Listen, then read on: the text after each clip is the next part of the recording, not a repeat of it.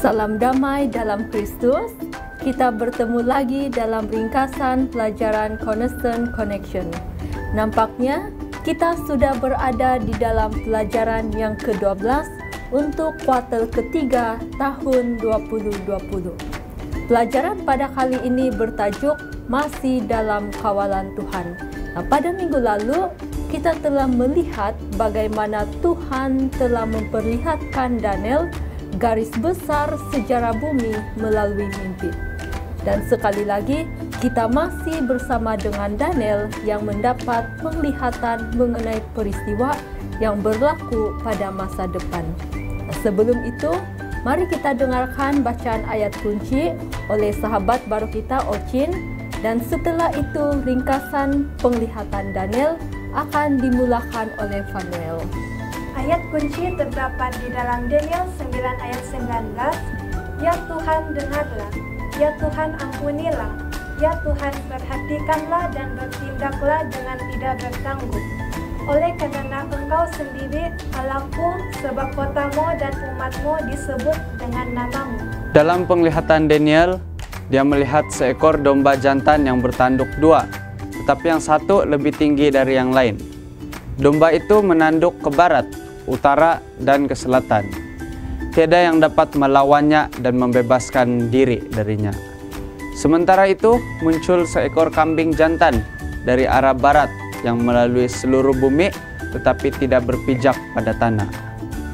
Ia mempunyai satu tanduk aneh di antara matanya, lalu kambing ini menyerang domba jantan bertanduk dua itu. Kambing itu telah mematahkan kedua-dua tanduk domba jantan dan domba itu tidak bertahan melawan dia. Domba itu dihempas ke bumi dan dipijak-pijak. Pada satu titik waktu, tanduk aneh kambing jantan itu patah. Lalu tumbuh 4 lagi tanduk tumbuh di tempat tanduk yang patah. Salah satu dari 4 tanduk itu muncul satu tanduk kecil yang menjadi sangat besar ke arah selatan, timur, dan ke arah tanah permai. Tanduk ini juga telah menjatuhkan tentera bintang di langit ke bumi dan dipijak-pijaknya. Keangkuhan tanduk ini melawan panglima tentera dan direbutnya korban persembahan hari-hari dan tempat kudus dirobohkan. Tanduk itu telah menghempas kebenaran. Sementara melihat semua ini, Daniel mendengar seorang berbicara. Dalam Daniel 8 ayat 13, sampai berapa lama berlaku penglihatan ini?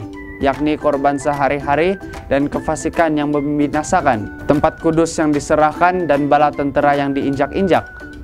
Lalu seorang lagi menjawab. Dalam Daniel 8 ayat 14 mengatakan, maka ia menjawab, sampai lewat 2300 petang dan pagi, lalu tempat itu kudus dan akan dipulihkan dalam keadaan yang wajar.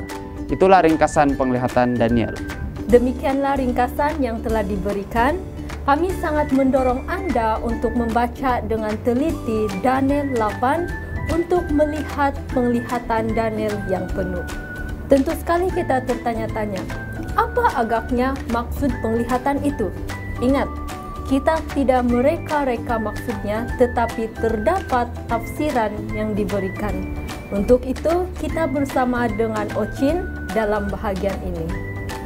Daniel 8 ayat 19 memberitahu kita bahwa penglihatan itu adalah tentang akhir masa. Domba jantan itu ialah orang-orang Media dan Persia. Kambing jantan itu ialah kerajaan Yunani. Tanduk besar yang ada di antara dua mata itu merujuk kepada raja yang pertama. Setelah tanduk besar itu patah, 4 kerajaan akan muncul, tetapi tidak sekuat yang terdahulu. Setelah itu, muncul satu tanduk kecil, yaitu seorang raja yang mengakibatkan kebinasaan orang-orang berkuasa dan juga orang-orang kudus. Dia melakukan penipuan dan melawan raja segala raja, tidak lain dan tidak bukan Yesus Kristus. Tetapi Daniel 8 ayat 25 mengatakan, tanpa perbuatan tangan manusia, ia akan dihancurkan. Ini bermakna raja itu dikalahkan oleh kuasa ilahi. Saya ingin berkongsi mengenai tanduk kecil itu. Saya berpendapat bahwa sifat tanduk kecil itu yang melawan raja, segala raja adalah seiringan dengan apa yang dilihat Daniel dalam bab 7, di mana tanduk itu sombong, melawan Yang Maha Tinggi, membinasakan orang-orang kudus, dan mengubah waktu dan hukum. Tambahan lagi, jangka waktu semua itu berlaku ialah 2300 hari. Saya ingin membaca di bahagian tahukah Anda dalam buku Cornerstone Connection. 1 hari dalam nubuatan sama dengan 1 tahun. Di Hezekiel 4 ayat 6 mengatakan. Oleh itu, nubuatan ini sebenarnya adalah selama 2300 tahun. Ia telah bermula pada tahun 457 sebelum Masehi dan berakhir pada 1844 tahun Masehi. Ya, salah satu perkara yang penting di sini ialah Tuhan membentangkan apa yang berlaku di masa depan kepada umatnya. Nah, mari kita terus beralih kepada bahagian penerapan kehidupan setelah menggunakan banyak waktu untuk cuba memahami penglihatan Daniel sebentar tadi. Saya mulakan perkongsian penerapan kehidupan. Sahabat-sahabat, pikirkan, Tuhan telah membentangkan peristiwa-peristiwa yang bakal berlaku kepada Daniel. Apakah Tuhan cuba tunjukkan kepada manusia? Selain daripada supaya kita dapat bersiap sedia akan hal ini, Tuhan menunjukkan betapa Dia mengarahkan perhatiannya kepada bumi yang sudah jatuh dalam dosa. Oleh itu, tuduhan yang mengatakan bahwa Tuhan tidak lagi mempedulikan manusia berdosa ialah salah sama sekali. Dengan itu, kita boleh mempercayai bahwa Tuhan juga memperhatikan kehidupan setiap satu kita. Dari saya pula, sejajar dengan sejarah dunia, penglihatan Daniel dari Tuhan berlaku dengan tepat. Ini menjadi kekuatan kepada kita bahwa segala sesuatu yang adalah di dalam firman Tuhan ternyata benar. Kita tidak dapat menyangkal kebenaran ini. Sebagaimana yang terdapat di dalam Yosua 21 ayat 45, dari segala yang baik yang dijanjikan Tuhan kepada kaum Israel, tidak ada yang tidak dipenuhi, semuanya terpenuhi. Apa yang dilihat Daniel sudah berlaku. Terdapat nubuatan lain, khususnya dalam buku Wahyu, yang menyatakan peristiwa-peristiwa yang bakal berlaku di hadapan kita. Oleh itu, adalah langkah yang beriman dan bijak apabila kita mengarahkan perhatian kita kepada apa yang Tuhan telah nyatakan dalam Alkitab.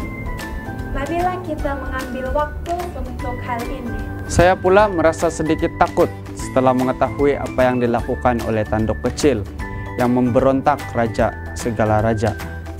Karena ia juga menganiaya dan membinasakan orang-orang kudus. Namun, setelah terus membaca hingga ke akhir Daniel 8, hati saya merasa sangat gembira dan lega karena kuasa dan penipuan tanduk kecil itu akan dihancurkan, bukan karena sebarang perbuatan manusia. Jadi, siapa yang menghancurkannya? Jelas sekali kuasa Tuhan. Mungkin Anda seperti saya yang merasa takut dengan ancaman bahaya. Tetapi, marilah kita berpegang kepada perlindungan Tuhan seperti mana yang tertulis di dalam Mazmur 27 ayat 5 yang mengatakan, sebab ia melindungi aku dalam pondoknya pada waktu bahaya. Ia menyembunyikan aku dalam persembunyian di kemahnya. Ia mengangkat aku ke atas gunung batu. Tuhan pasti berada di pihak umatnya. Ya, terima kasih kepada Ocin dan juga Fanuel. Sebagai rangkuman kepada penerapan kehidupan yang kita telah dengar bersama tadi, satu hal yang pasti, semuanya masih dalam kawalan Tuhan. Betapa hebat pun kuasa-kuasa di dunia, tetapi kuasa Tuhan masih dan tetap mengawal segala sesuatu. Meskipun kelihatan sepertinya kejahatan akan menang, tetapi di akhir segalanya, kuasa Tuhan akan memusnahkan semua kuasa yang menentang Dia. Kemenangan di pihak Tuhan adalah sesuatu yang pasti. Sahabat-sahabat, dari sudut kehidupan kita, betapa besar pun pencobaan dan masalah kita, marilah kita selalu ingat bahwa Tuhan mengarahkan perhatiannya kepada kita dan Dia mahu kita belajar untuk berlindung di bawah kuasa-Nya. Ya, sahabat-sahabat, sampai di sini sahaja ringkasan pada kali ini. Terima kasih kepada Ocin dan juga Fanuel. Kami mendorong Anda untuk terus membaca dan belajar buku Daniel. Dan kami senang hati untuk Anda menekan butang like dan share agar sahabat-sahabat yang lain mendengar message penting ini. Jika Anda belum subscribe channel ini, lakukan itu dengan menekan butang subscribe. Sampai bertemu lagi dalam pelajaran yang terakhir pada minggu hadapan. Jumpa lagi dan Tuhan memberkati.